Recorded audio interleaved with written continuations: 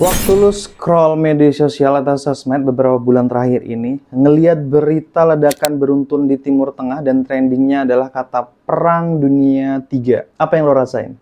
Takut dunia kiamat atau lu malah cuek, nggak mikirin? Ah, jaraknya aja ribuan kilometer dari Depok. Nggak akan ngaruh di kehidupan gua pasti. Jangan diremehin cuy. Di awal tahun 2026 ini, kita nggak cuma lagi nonton negara-negara besar adu rudal. Kita lagi ngelihat urat nadi ekonomi dunia lagi dicekik hidup-hidup. Lo mungkin mikir aman dari peluru.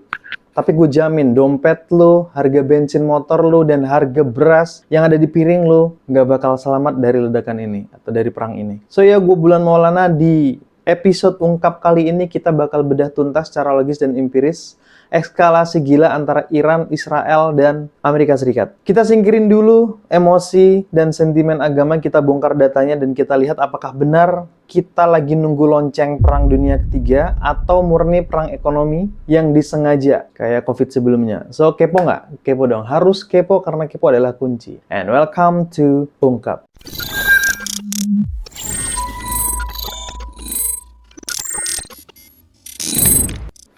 So ya guys, biar kita nggak kemakan sama hoax, mari kita susun kronologinya pakai data yang udah gue kumpulin yang pastinya. Dulu Iran sama Israel itu perangnya sembunyi-sembunyi alias proxy war. Mereka pakai pihak ketiga buat saling serang. Tapi aturan main itu hancur berantakan sejak April 2024 waktu Iran luncurin ratusan drone dan rudal langsung ke wilayah Israel. Nah, puncaknya yang bikin dunia sekarang lagi jantungan adalah rentetan kejadian brutal di awal tahun 2026 ini. Gue ngutip laporan resmi dari Council of Foreign Relations atau CFR dan PBS News.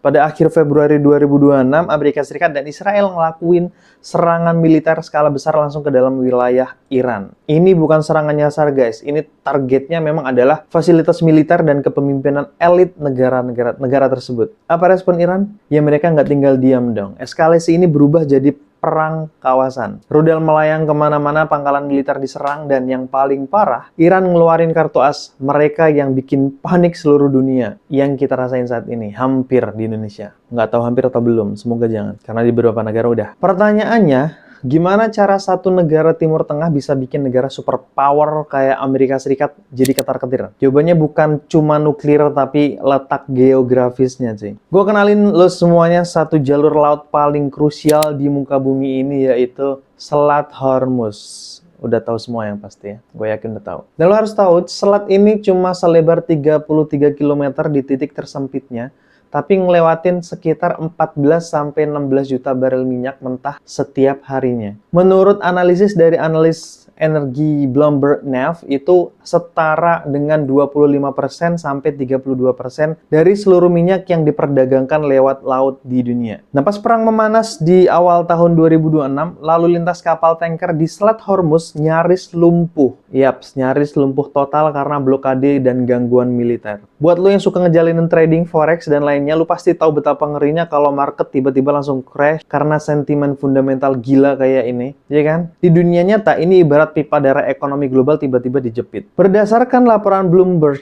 per tahun 2026, blokade Selat Hormuz ini menciptakan salah satu shock supply minyak terbesar sepanjang sejarah. Indeks energi global melonjak lebih dari 63% cuma dalam satu kuartal. Nah, sekarang kita sambungin logikanya di kehidupan lu di Indonesia. Kok bisa sih rudal di Iran bikin anak-anak di kosan di Jakarta menjerit? Belum mungkin, ya semoga enggak. Ini yang namanya butterfly effect. Harga minyak mentah meroket. Dan kalau sampai suplai minyak global dari Selat Hormuz mampet nih, harga minyak dunia akan melambung tinggi. Seperti yang udah dirasakan di beberapa negara. Yang pertama, subsidi jebol. APBN negara kita itu punya kuota subsidi BBM. Kalau harga minyak dunia naik nggak karuan, pemerintah punya dua pilihan. Nambah hutang buat nutupin subsidi, atau cabut subsidi dan naikin harga Pertalite dan Pertamax. Gila-gilaan. Gila sih, gak kebayang. Yang kedua ada inflasi gila, hyperinflation.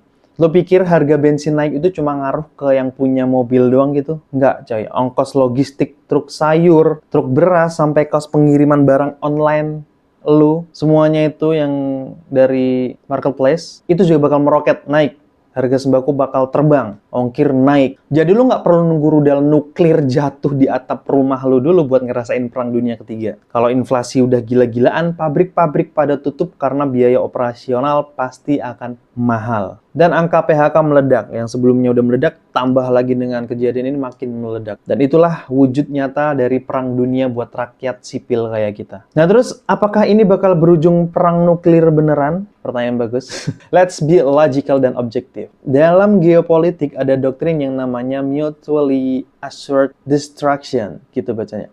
Kehancuran pasti bersama. Negara-negara besar itu isinya orang-orang pinter coy, yang greedy. Mereka tahu kalau nuklir nih diluncurkan, lawannya bakal bales juga pakai nuklir. Ujung-ujungnya semua akan mati. Dan gak ada yang bisa menikmati atau nikmati harta dan kekuasaan. Jadi secara empiris, skenario yang paling mungkin terjadi saat ini bukanlah kiamat nuklir, melainkan perang attrition, perang kelelahan. Mereka bakal terus saling serang, saling tekan ekonomi, blokadir jalur laut, dan hancurin inflasi negara lawan sampai salah satu ekonomi negaranya kolaps dari dalam. Ini bukan perang militer guys, ini permainan catur ekonomi tingkat dunia dan level dewa mungkin. So, jadi apa kesimpulan dari ungkap hari ini? Apa blueprint yang bisa kita ambil sebagai Gen Z buat ngadepin ini semuanya? Pertama, stop kemakan narasi emosional atau fear mongering di internet. Dan kedua, ini wake up call buat kita untuk lebih melek finansial. Pastinya kalau dunia lagi masuk ke fase inflasi parah gara-gara shock minyak,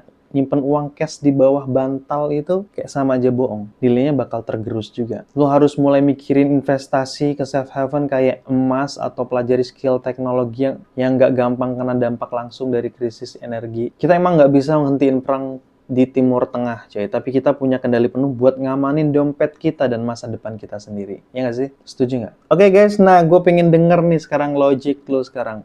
Menurut lo, seberapa kuat ekonomi Indonesia bisa nahan hantaman krisis energi global kalau Selat Hormuz ditutup berbulan-bulan? Atau lo punya opini yang beda soal eskalasi ini? Boleh, that's good. Tulis kolom komentar. Coba drop analisis cerdas lo dalam kolom komentar, gue tunggu.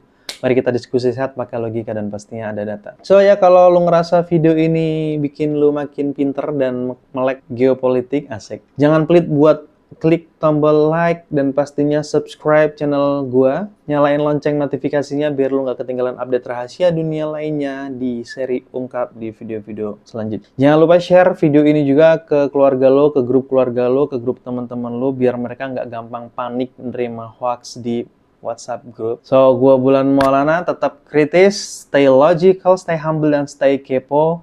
Karena kepo adalah kunci. Dan siapin diri lu buat masa depan. Thanks a lot for watching. Don't forget to like, comment, and subscribe. And peace out.